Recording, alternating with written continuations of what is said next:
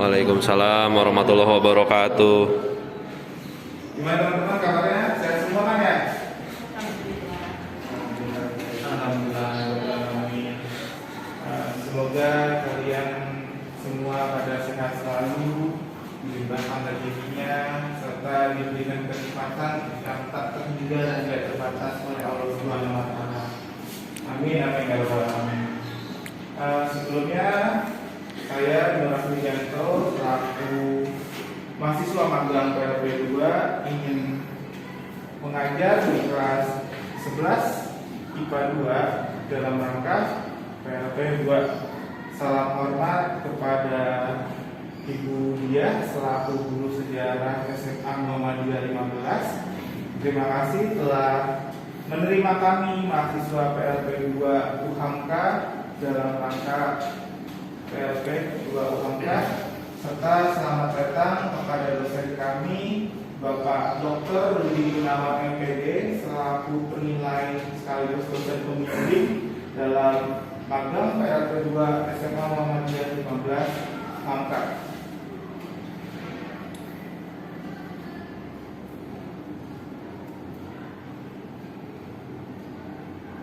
Baik teman-teman, karena kita sedikit lagi masuk kepada sesi yang mana sesi tersebut adalah PTS penilaian tengah semester yang jatuh pada tanggal 21 sampai dengan tanggal 25,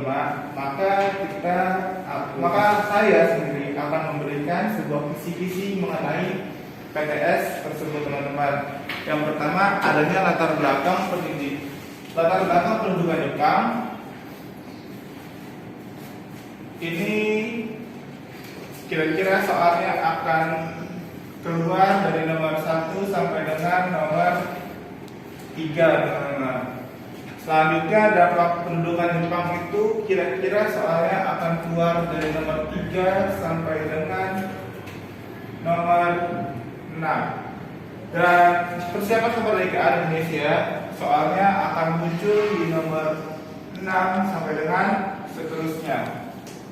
Jadi teman-teman, minggu besok tanggal 21 sampai dengan tanggal 25 kita akan mengadakan PTS teman-teman. Kisi-kisinya seperti yang saya lampirkan di papan tulis.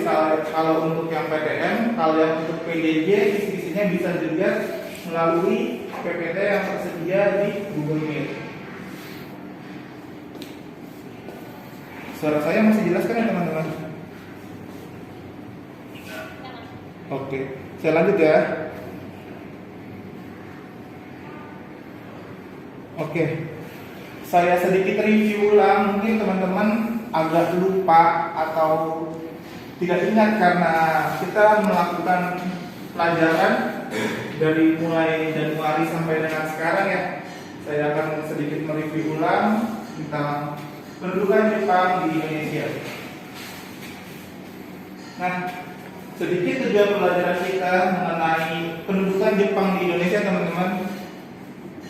Peserta didik dapat menganalisis pendudukan Jepang di Indonesia dengan menyajikan bentuk tulisan mind mapping atau media lainnya. Jadi seperti kemarin saya sudah bagikan kelompok, itu kalian suruh dibuat mind mapping dan lain sebagainya teman-teman ya. Perlu masuk? Perlu WA? Perlu.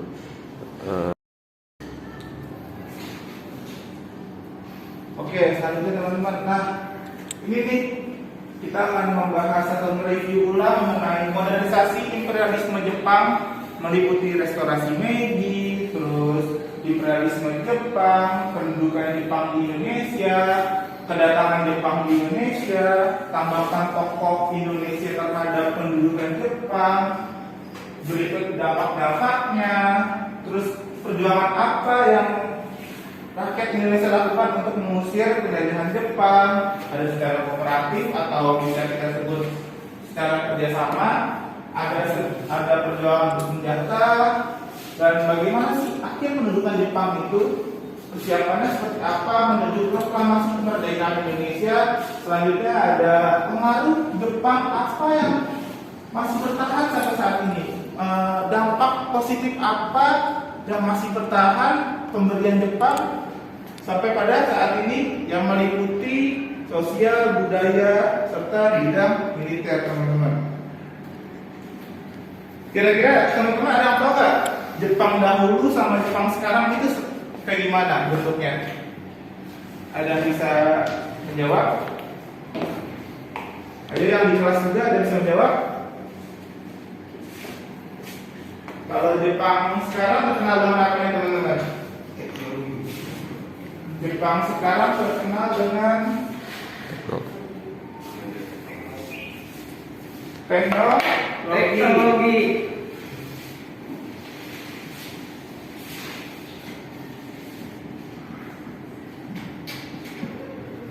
Terus apa lagi teman-teman yang sekarang Jepang terkenalnya apa lagi? Teknologi, budaya. orang Jepang kan suka pakai kimono ya teman-teman ya, atau melestarikan kimono itu masuknya kemana tuh? Ke budaya.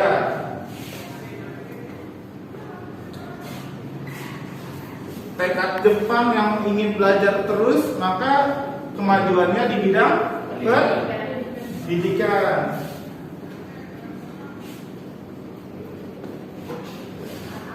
Nah, baik teman-teman, Jepang sekarang ini meliputi Jepang yang mempunyai teknologi yang sangat canggih, budaya yang terus turun-temurun dilestarikan, terus pendidikan yang sangat maju.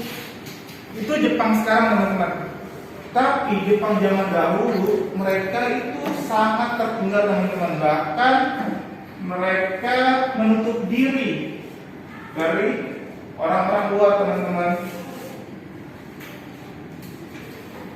Selanjutnya modernisasi Jepang. Jepang sebelum seperti sekarang itu adalah negara yang tertutup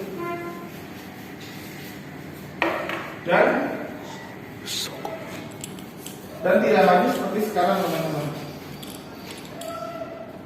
Lalu apa sih itu modernisasi? Ada tahu modernisasi apa? Ada bisa jawab?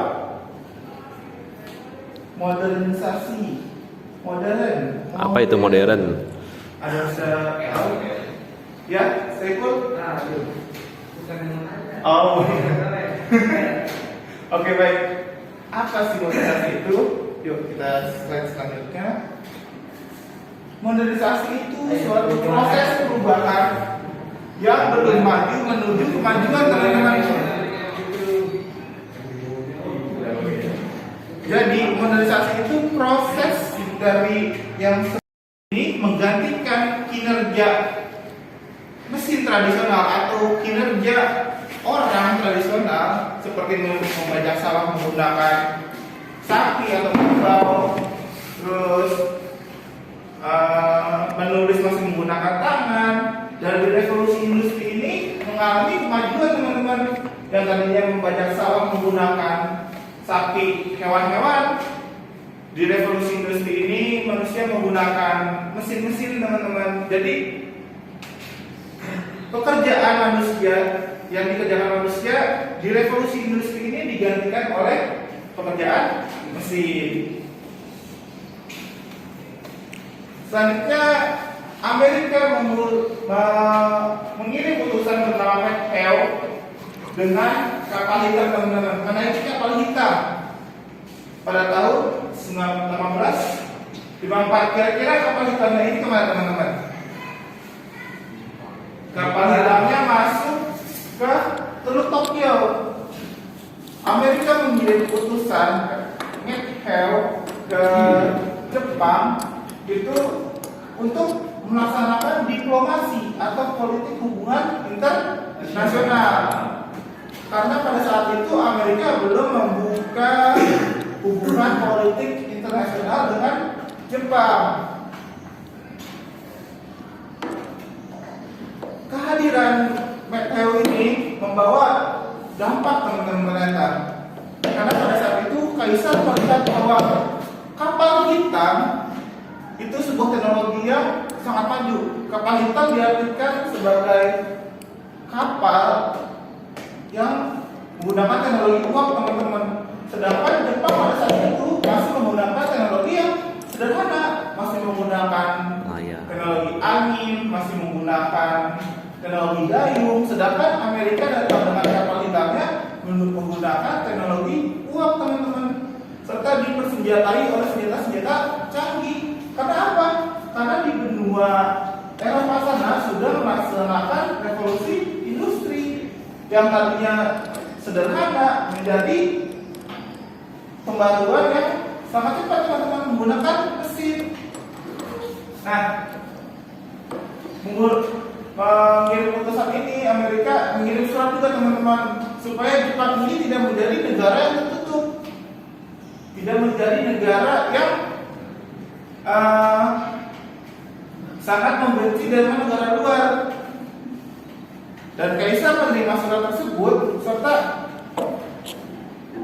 Kaisar juga kaget, kenapa negara Eropa di luar sana sangat maju gitu. Dan akhirnya Merkel memberi kesempatan kepada Kaisar selama 1 tahun untuk berpikir apakah Jepang akan terus seperti ini. Kalau Jepang terus seperti ini, maka Amerika akan menyerang Jepang, teman-teman.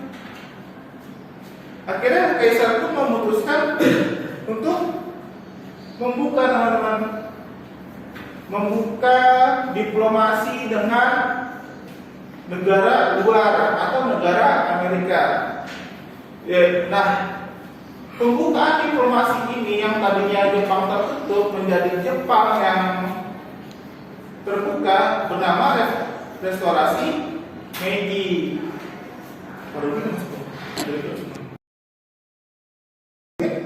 Sudah tahu?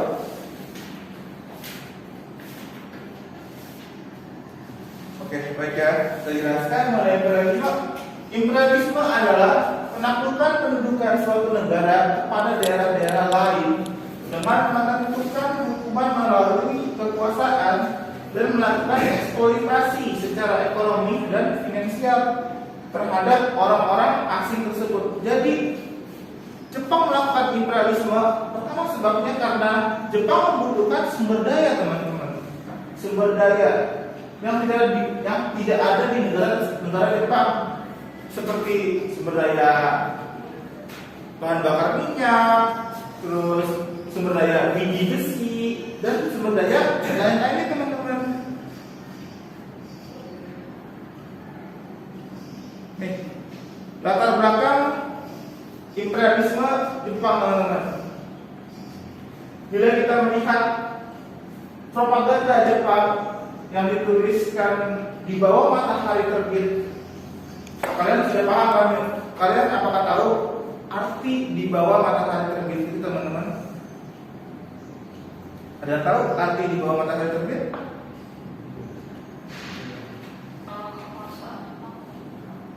Nah, jadi gini, teman-teman, di bawah matahari terbit itu kan Jepang itu sangat mengagung-agungkan dewa matahari serta keluarga kaisar, teman-teman. Dan Jepang ingin negaranya seperti matahari. Kenapa yang negaranya seperti matahari? Karena Jepang ingin menjadi contoh untuk negara lain dan ingin menjadi pemimpin dari semua negara yang ada di dunia ini, teman-teman. Itu sebuah propaganda dasar dari Jepang, teman-teman. Nah, latar belakangnya itu yang tadi saya sebutkan atau saya jelaskan bahwa latar belakang Jepang melakukan imperialisme di negara-negara lainnya yaitu terbukanya pemerintahan Jepang setelah restorasi Meiji membuat kemajuan besar di bidang ekonomi. Pembukaan ekonomi dari agraris ke industri menyebabkan kebutuhan bahan-bahan industri semakin banyak, teman-teman. Jadi dari negara yang hanya menanam padi